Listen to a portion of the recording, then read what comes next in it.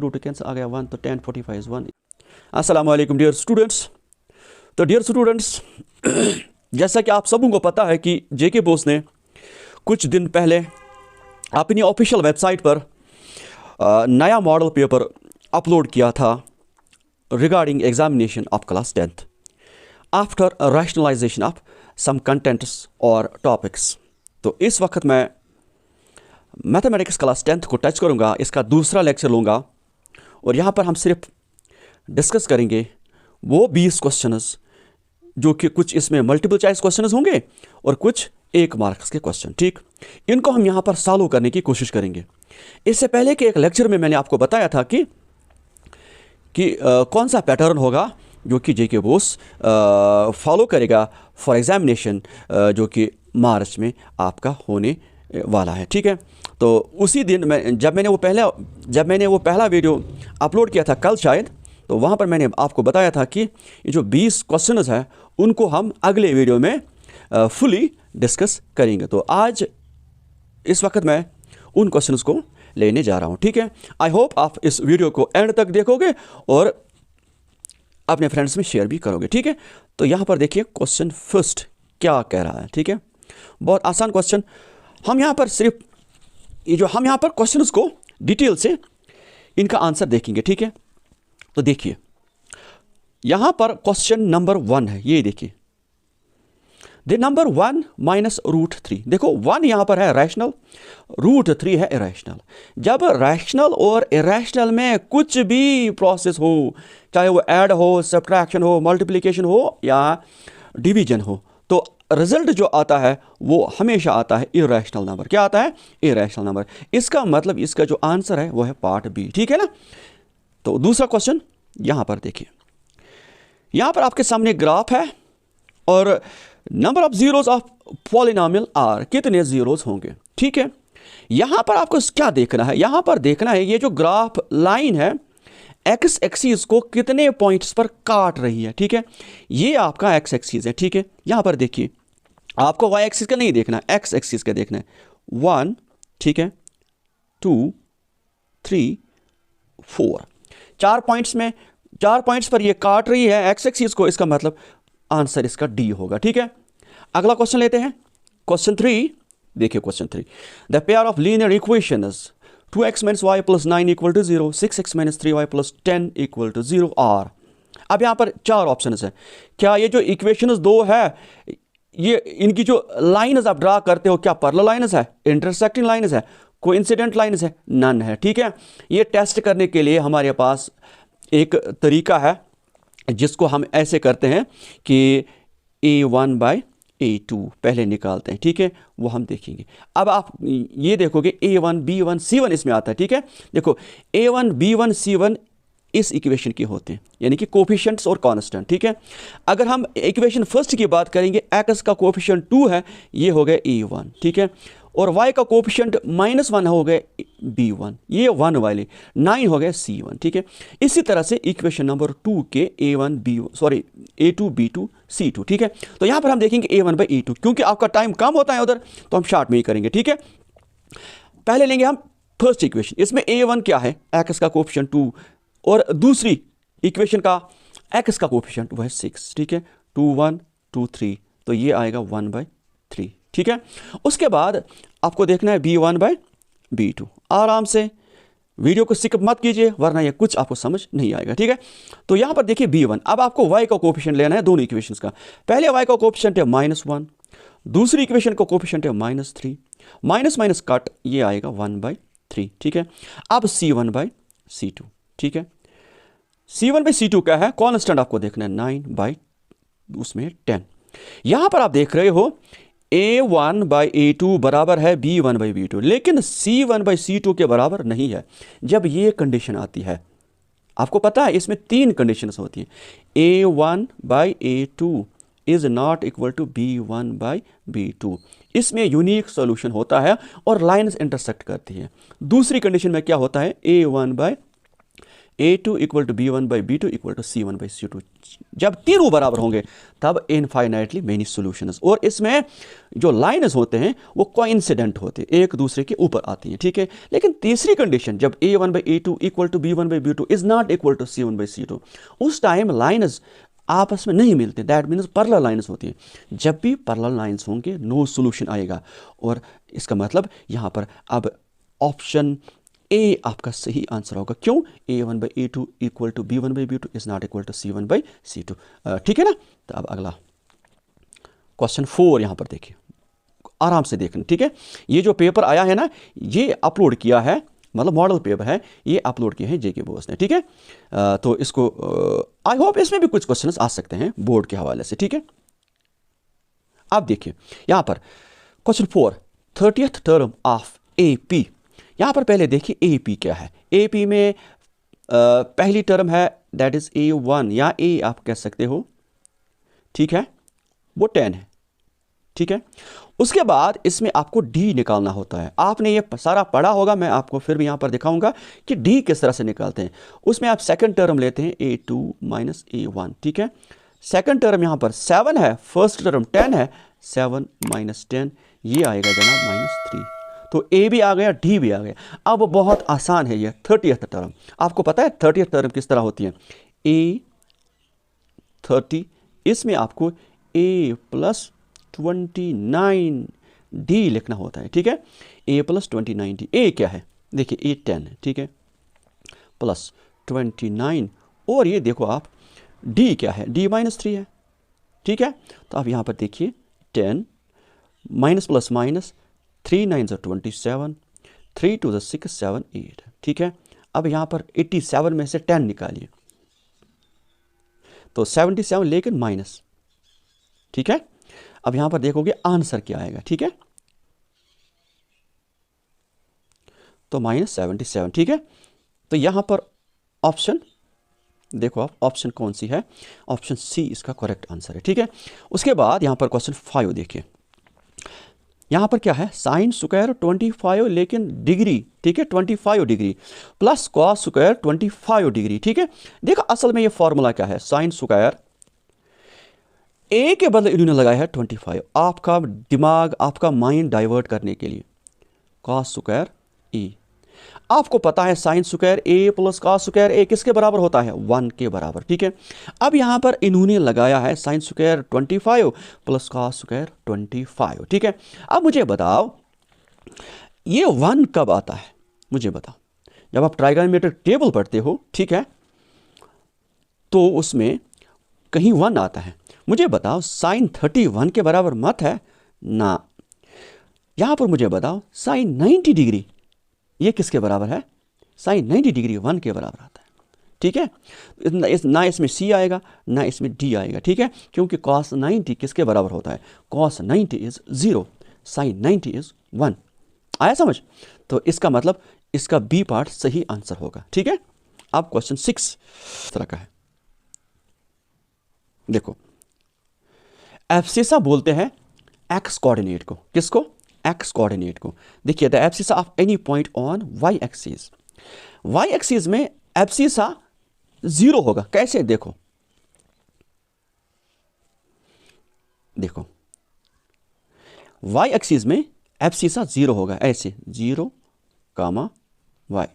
जितना भी आप y को वैल्यू डालोगे ये 0 पर ही आएगा। अगर आप y को 1 डालोगे, 2 डालोगे, 3 डालोगे, 4 डालोगे, ठीक है, तो ये बन जाएगा y एक्सिस। उसमें x क्या होगा? फिर 0 होगा, ठीक है ना। तो ये फर्स्ट पार्ट इज इसका सही आंसर है, ठीक है। क्वेश्चन नंबर 7 की बारी है। यहाँ पर देखिए HCF ऑफ 0 and 2, ठीक है। HCF का मतलब है कि वो कॉमन फैक्टर जो दोनों को डिवाइड करें, ठीक है।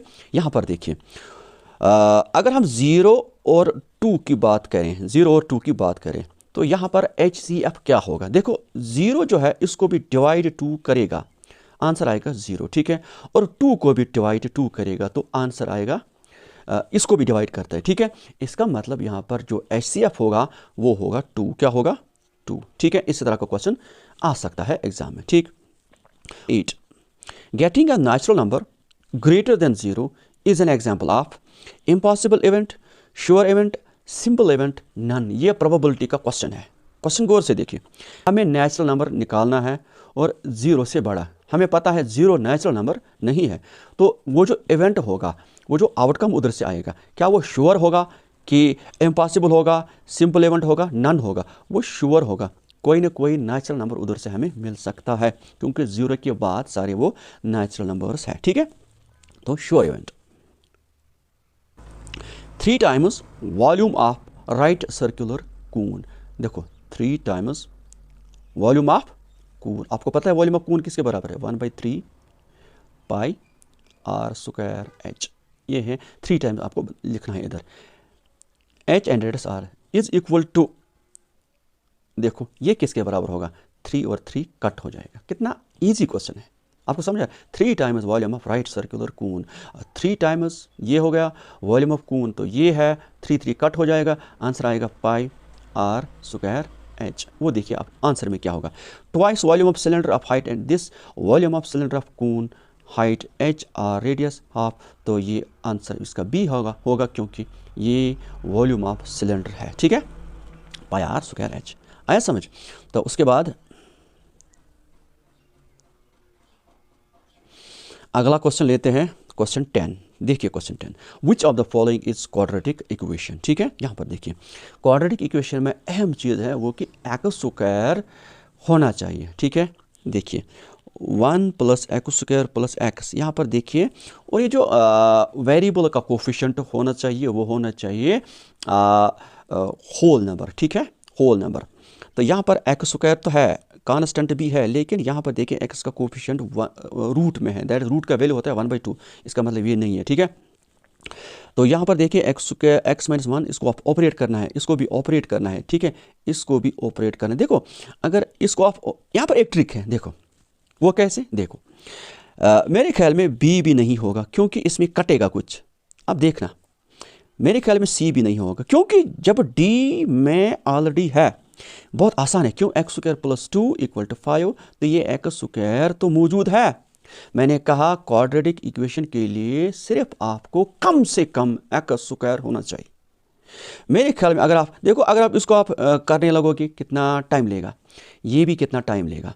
इसका तो हो गया, ये है ही नहीं क्योंकि रूट में वेरिएबल है। ये देखो डी पार्ट कितना आसान है, एक्स स्क्वायर + 2 = 5। एक्स स्क्वायर यहाँ पर कैंसिल ही नहीं होता क्योंकि एक्स स्क्वायर तो दूसरा है ही नहीं।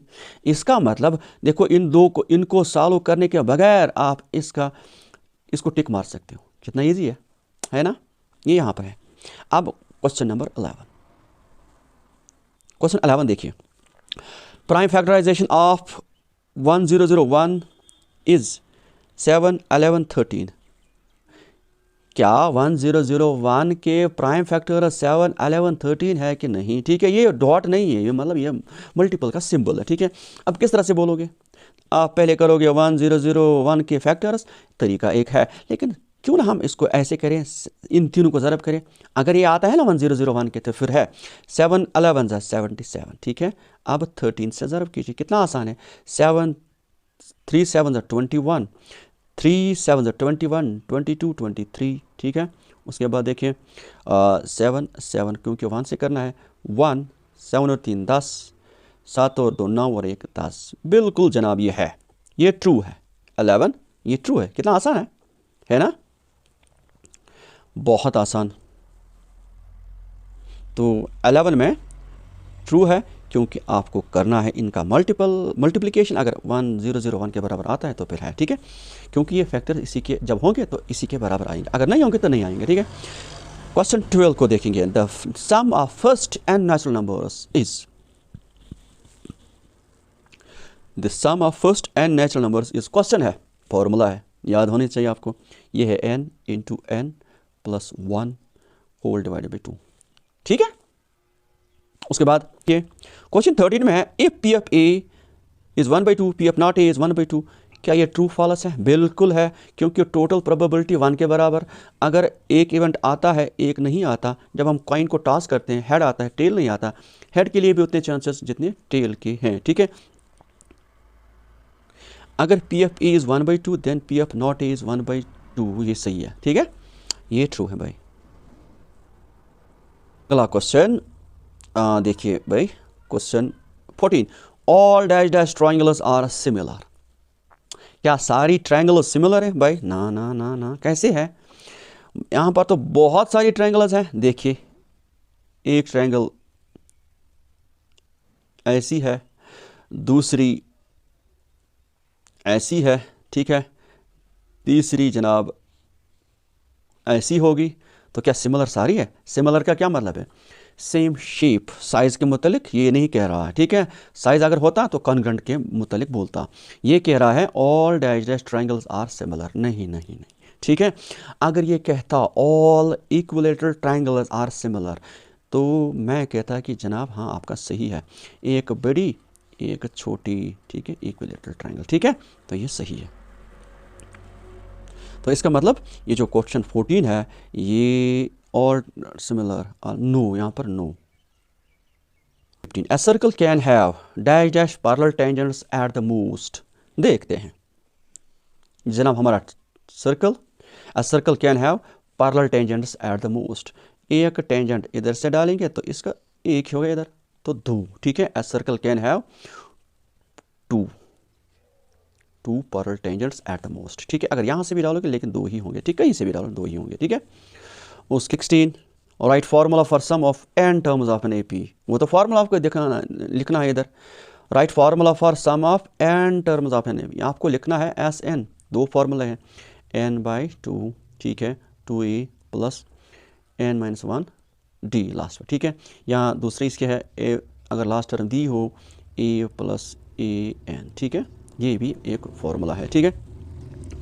इसके बाद क्वेश्चन 17, ठीक है, √2x plus √3y = 4 is an example of linear equation in 2 variables.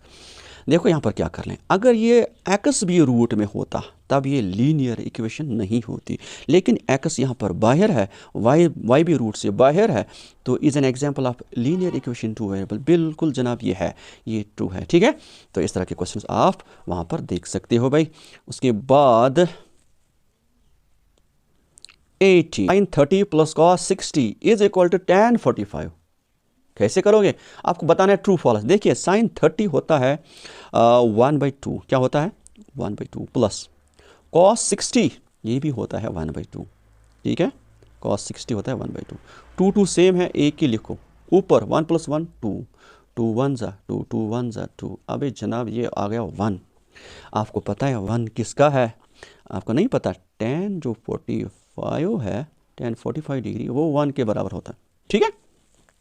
अच्छा ये आप किस तरह से याद रखोगे? देखो एक ट्रिक बताता हूँ। अगर आपको टेबल भी नहीं आते, देखो टेबल भी नहीं आता, उसकी एक शॉर्ट ट्रिक, आप लिखोगे sin 30 डिग्री, ये आपको याद रखना है 1/2, ठीक है। उसके बाद ये होता है cos 60 के बराबर, शॉर्ट ट्रिक। इसी तरह से साइन, आपको 3 याद रखने, sin 45, ठीक है, ये होता है 1/√2, ये होता है cos 45 डिग्री, ठीक है। इसी तरह से अगर sin 60 होगा, ये होता है √3/2, और ये होता है cos 30 के बराबर, ठीक है। अब देखो, अब आपको sin 45 का चाहिए, ठीक है, लेकिन sin 45, अब देखो sin 45, sin by cos, tan किसके बराबर होता है? sin बाई cos, sin है 1/√2, cos भी है 1/√2, 1/√2 कैंसिल आ गया 1, तो tan 45 इज 1। इसका मतलब ये जनाब ट्रू है, ठीक है।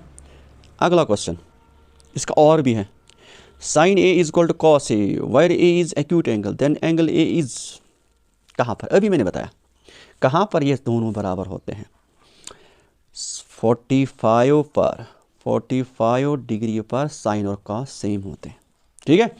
9 क्वेश्चन है, इसमें आपको करना है calculate mean of first 10 natural numbers. Mean किसके बराबर होता है? Sum of observations divided by number of, पहले आपको सम करना है, वो आता है 55, ठीक है, 55 नीचे करोगे 10 से, वो किसके बराबर आएगा? वो आएगा 5.5, क्योंकि नंबर ऑफ ऑब्जर्वेशन नीचे करने हैं, डिवाइड, ठीक है। Question 20, write the formula for mean of group of data. Mean of group of data, वो फार्मूला आप खुद देखोगे, ठीक है। ग्रुप ऑफ डाटा का summation of FI X I divide by N वही। अच्छा, अब यहाँ पर अगर ये नहीं आता है, ठीक है, तो ये देखो mode of observation, mode means most frequent term, जो ज़्यादा बार आ जाए। देखिए यहाँ पर कौन ज़्यादा बार आता है, आई थिंक देखो 2 एक बार, 2 बार, 3 बार आता है, मेरे ख्याल में 2 इसका आंसर है, 2 इज़ द करेक्ट आंसर। ठीक है, तो आई होप आपको ये अच्छी तरह से समझ आया होगा। तो इंशाअल्लाह अगले वीडियो में ज़रूर मुलाकात होगी। जब तक के लिए अल्लाह हाफ़िज़, अस्सलाम वालेकुम।